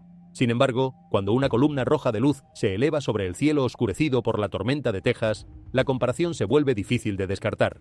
El sprite no quemó nada, no dañó a nadie, no dejó ninguna destrucción a su paso. Simplemente apareció, vasto, silencioso, brillante, y luego desapareció tan rápido como llegó. Eso puede ser exactamente lo que lo hace tan inquietante. No la destrucción, sino la interrupción. Un recordatorio de que los cielos no están tan quietos ni tan vacíos como asumimos en nuestra vida diaria. El signo rojo sobre Texas no estuvo solo. Días después, Florida ardió. En los Everglades, las llamas arrasaron decenas de miles de acres, moviéndose más rápido de lo que muchos esperaban. El humo espeso se elevó en pesadas columnas, convirtiendo la luz del día en una penumbra anaranjada que descendía sobre las autopistas y los vecindarios. Las carreteras fueron cerradas. La visibilidad desapareció. Las familias empacaron lo que pudieron y se fueron bajo cielos que parecían más un atardecer perpetuo que una tarde normal. El paisaje entero brilló en rojo, no por reflexión, sino por el fuego activo que se abría paso a través de matorrales secos y praderas impulsadas por el viento. Los funcionarios explicaron las condiciones con precisión. Meses de sequía habían dejado la vegetación tan seca como papel, los vientos fuertes aceleraron la propagación y los rayos probablemente proporcionaron la chispa inicial. Los Everglades, por naturaleza, son un ecosistema donde el fuego juega un papel recurrente, especialmente durante la temporada seca. En muchos sentidos, esto era predecible y comprensible científicamente. Sin embargo, algo en la vista de esas columnas de humo elevándose sobre el horizonte de Florida se quedaba grabado en la memoria. Joel 2:30 habla de sangre y fuego y pilares de humo. El versículo es antiguo, pero la imagen que describe es moderna. Y el simbolismo no requiere la suspensión de la ciencia para tener peso. A veces el significado crece precisamente de la semejanza entre lo que fue prometido y lo que los ojos ven. En Florida, California y Texas, los hundimientos de tierra han aparecido sin advertencia, tragando carreteras, agrietando vecindarios y obligando a las familias a evacuar con poco tiempo para entender lo que está sucediendo bajo sus pies. No son áreas distantes y deshabitadas, son ciudades vivas, suburbios establecidos y lugares donde las personas construyeron sus vidas creyendo que el suelo bajo ellas era completamente seguro. Lo que hace que estos eventos sean especialmente perturbadores no es solo el daño en sí mismo, sino la ausencia de una causa obvia e inmediata. No hubo grandes terremotos previos, no hubo tormentas devastadoras como precursoras directas, no hubo un momento dramático que pudiera explicar con claridad por qué la Tierra simplemente cedió. Los expertos señalan años de erosión subterránea silenciosa, agua que disolvió lentamente la piedra caliza, suelo que fue removido grano a grano durante décadas, cavidades que se formaron debajo de calles y hogares, invisibles e ignoradas porque nada en la superficie parecía mal. El colapso no comenzó cuando se abrió el agujero, comenzó mucho antes, fuera de la vista mientras la gente caminaba, conducía y construía encima con total confianza. A lo largo de las escrituras, los cimientos tienen un significado profundo. Una estructura puede parecer fuerte, impresionante y permanente, pero si lo que la sostiene está comprometido, el colapso es solo cuestión de tiempo.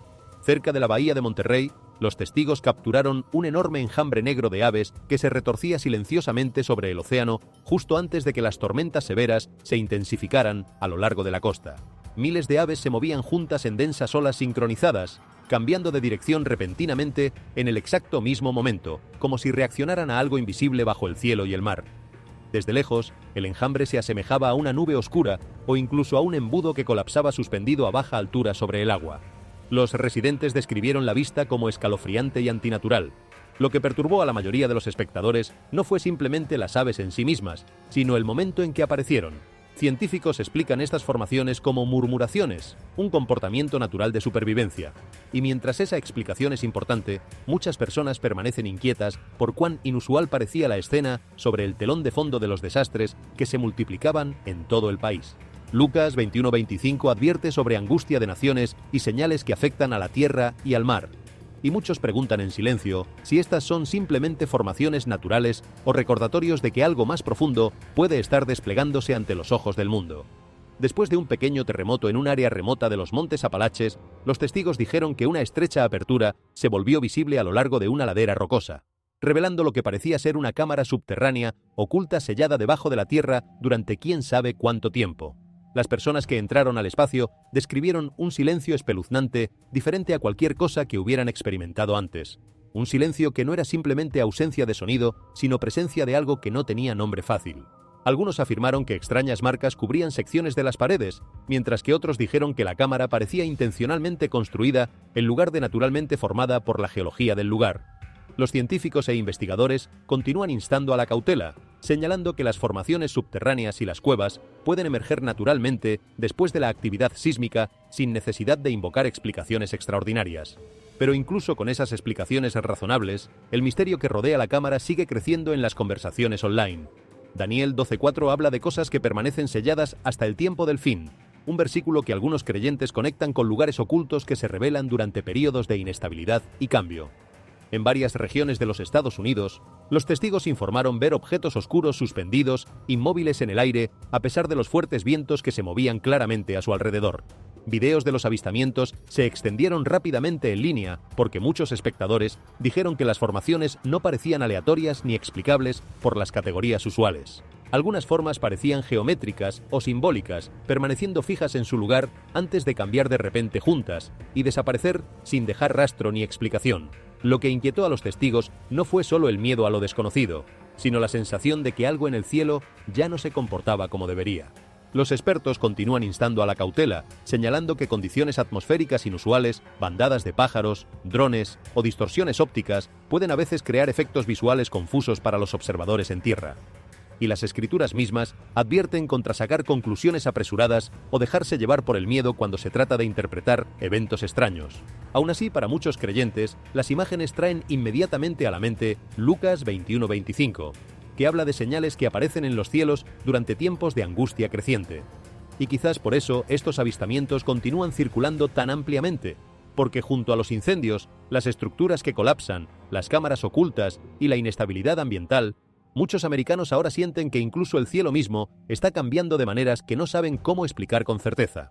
Y mientras extrañas señales continúan apareciendo en los cielos de América, muchas personas se dan cuenta de que estos eventos no están ocurriendo en aislamiento.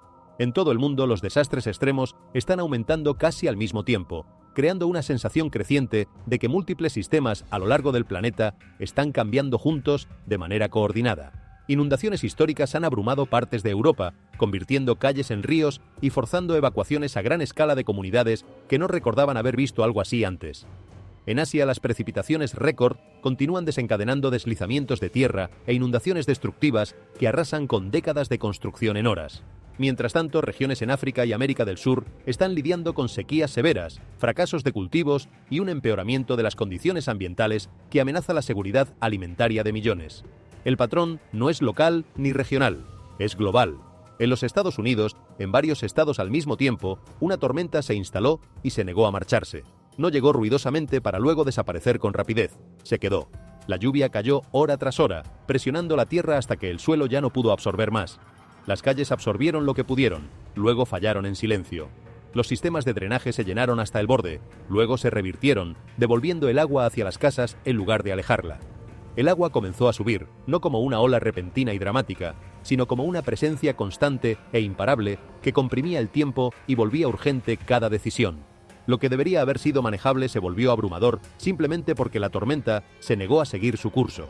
A medida que la lluvia continuaba, el viento se intensificó, no como un peligro separado, sino como una fuerza que empujaba el agua hacia adentro de los lugares que nunca fueron diseñados para recibirla. Los espacios subterráneos se llenaron primero, las arterias de transporte desaparecieron bajo agua oscura y de movimiento rápido. Los hogares se inundaron desde abajo mientras la lluvia seguía cayendo desde arriba. Las personas que se habían ido a dormir esperando simplemente una tormenta fuerte despertaron adentro de una emergencia sin haber escuchado la señal de alarma suficientemente alta. Las calles que existían la noche anterior eran irreconocibles por la mañana. Las rutas familiares habían desaparecido. La vida normal se había disuelto durante la noche sin avisar. En los estados de la costa, los vientos sostenidos empujaron el agua tierra adentro. No fue un golpe dramático de olas, sino una presión que avanzó lenta pero decisivamente, cruzando carreteras, entrando a los vecindarios, rodeando casas que sus propietarios creían estar a salvo por la distancia o la elevación. Los vehículos se detuvieron, las familias dudaron y luego comprendieron que esperar ya no era una opción. Las evacuaciones siguieron, pero muchos se vieron obligados a marcharse con solo lo que podían alcanzar en minutos, mirando hacia atrás a los hogares sin saber si volverían a verlos en pie. Más adentro del continente, los ríos superaron sus orillas cuando el agua de escorrentía se acumuló más rápido de lo que los canales podían drenarla. Las inundaciones aparecieron en lugares que nunca habían aparecido en los mapas de riesgo. Las llamadas de emergencia se multiplicaron mientras las rutas de acceso desaparecían. Los equipos de respuesta enfrentaron múltiples crisis que se desarrollaban al mismo tiempo, no en secuencia, sino todas a la vez. Lo que más inquietó a la gente no fue solo el daño, sino la sincronización. Los sistemas fallaron juntos. La infraestructura, la vivienda, el transporte y la respuesta de emergencia llegaron todos a sus límites en el mismo momento, como si hubiera un límite invisible que todos alcanzaron al mismo tiempo. Esto no fue simplemente mal tiempo. Fue presión sostenida sin alivio, sin ventana para recuperarse, sin momento para reorganizarse. Génesis 7:18 describe que las aguas crecieron e inundaron grandemente la tierra. Cuando el agua finalmente cedió, la pregunta que quedó no fue solo cuánto se había perdido, sino por qué la contención pareció desaparecer toda a la vez, dejando a toda una nación luchando bajo una presión que no cedía. Y antes de que el agua retrocediera por completo, llegó el frío. A medida que el aire gélido del Ártico se adentraba en el país, las regiones acostumbradas a inviernos suaves y breves ráfagas de frío fueron repentinamente envueltas en condiciones heladas que no duraron horas sino días. Las temperaturas se desplomaron no gradualmente, sino con una velocidad que dejó poco tiempo para prepararse, y el miedo se instaló en los hogares porque el frío llegó tan rápida y repentinamente que muchos no estaban listos. La nieve cayó rápido y en abundancia, cubriendo superficies en gruesas capas, convirtiendo las autopistas en láminas de vidrio y las aceras en trampas para los incautos. Lo que hizo esta tormenta particularmente devastadora no fue la acumulación de nieve ni las ventiscas, sino el silencio del hielo, pesado como el acero, capaz de romper cualquier cosa que tocara mientras permanecía casi invisible a la vista. La red eléctrica comenzó a colapsar bajo la presión acumulada. Las líneas se combaron y se rompieron. Las subestaciones dejaron de funcionar una tras otra.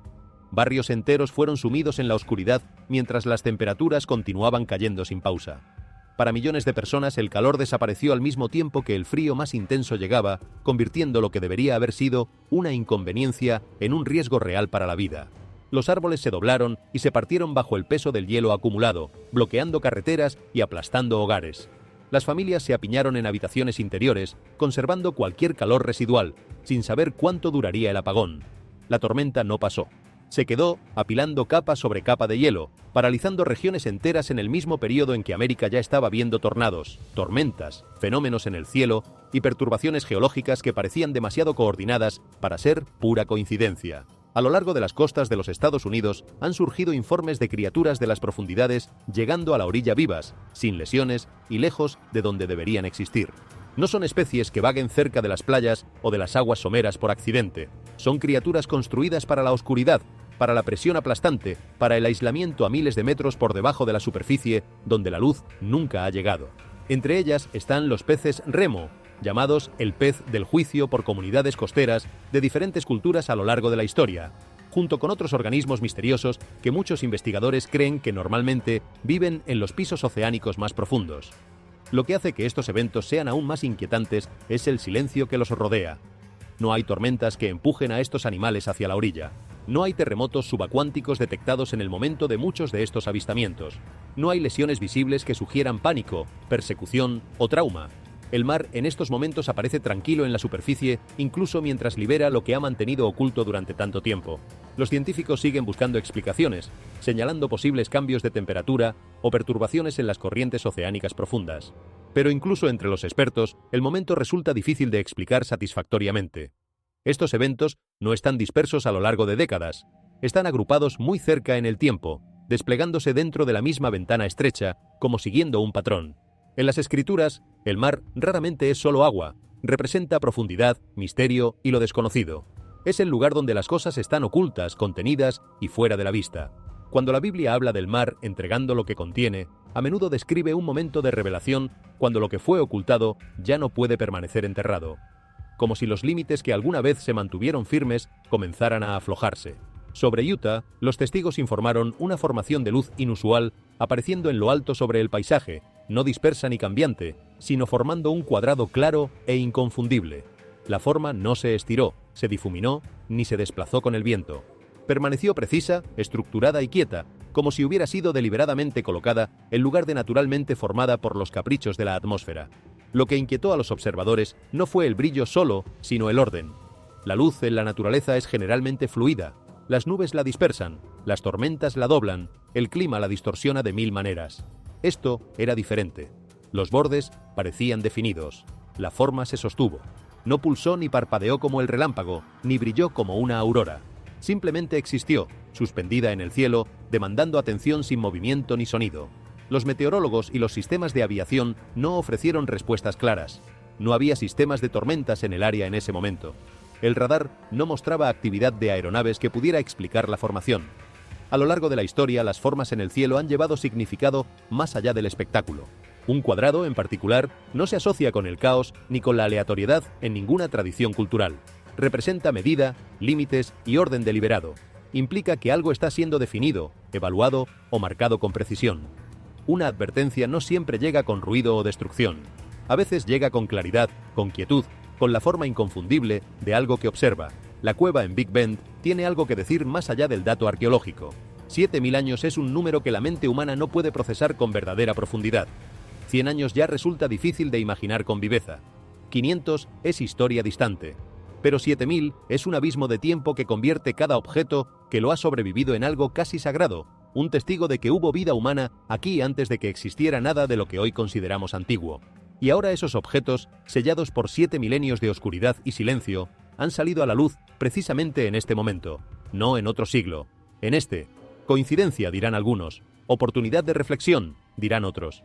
Profundo dentro de una estrecha cueva en Big Bend, Texas, los arqueólogos hicieron un descubrimiento que había permanecido sellado en la oscuridad durante casi 7000 años.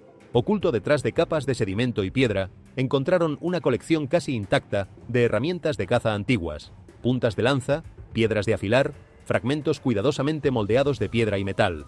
No eran restos dispersos por el azar. Estaban ordenados, preservados, casi esperando.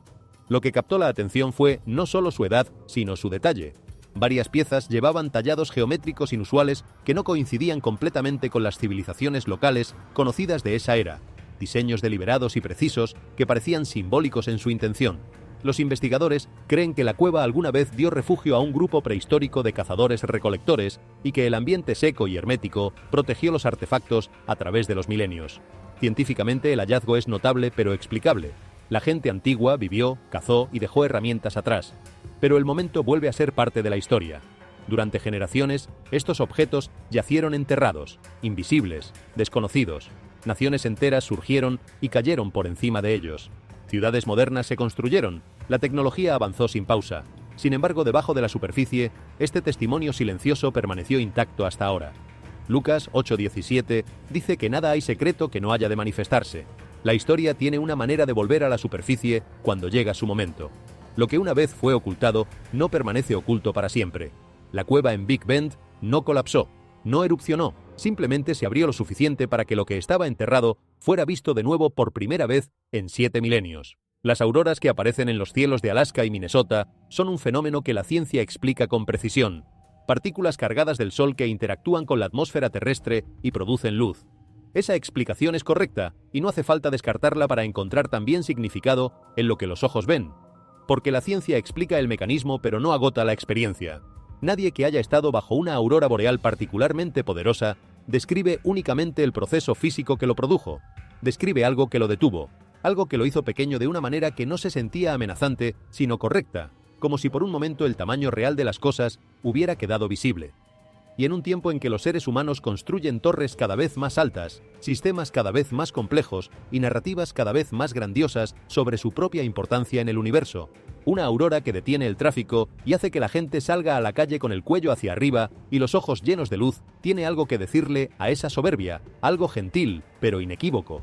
Y justo cuando parecía que la Tierra había terminado de hablar, el cielo respondió de nuevo, esta vez no con fuego sino con luz. Sobre los oscuros horizontes invernales de Alaska y Minnesota, las auroras boreales se desplegaron de una manera que pocos habían visto antes.